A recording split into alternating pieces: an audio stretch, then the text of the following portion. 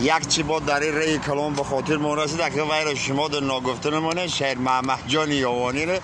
دلش در میکنه. مرحمت برادر یکی خیست در تهکی بچینی و سرشو نکنی وای وای من بچه یوانی را دیوانه کنی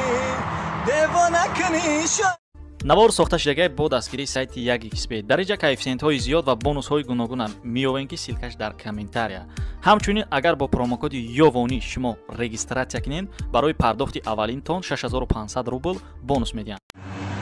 хушаи аз ҳар гӯшаи биродаро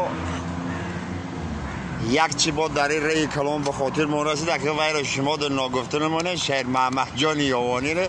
дилаш дар мекуна. مرحمت برادرها یکی خیسه پیسن آمد خیختان میدونین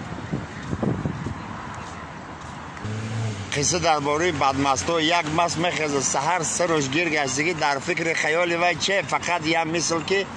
همین راه نگاه کده برم یکان چی میافته باشم همه خیر رفته سه که یکان براتنی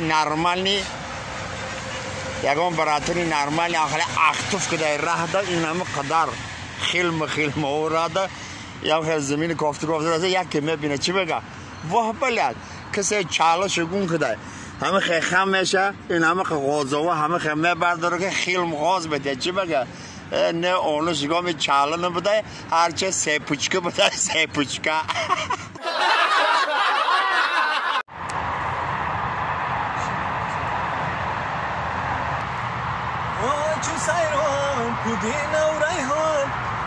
چو سیران پودینه و ریحان دختران یابان همش گلی خندان دختران یابان همش گلی خندان در تهکی بچینی و سرشو نکنی وای من بچه یابانی را دیوانه کنی شارتی خانه کنی دیلک مبری خودک مهواره کنی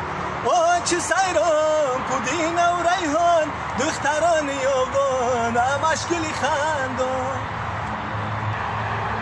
این بود لحظه های با شما برادرای عزیز. امردین نظر مرحبا سعی داشته پادپیسات سکنین آواز برادر غریب تانا قدر بدانین خوشبختی نصیب روزی شما هم بگردد. امردین دادری عزیز مهربان لازمی تیخه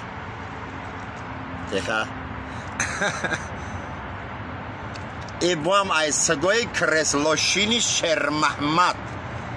سگا کاتگی در تاری کرسلا ساسیسکی پاپا موجود میخوره با بقیره کاتگی که با او این معنای او رو نداره این معنای ای رو داره که در حوالی سگم یا خیلی چیزش میرس شیرم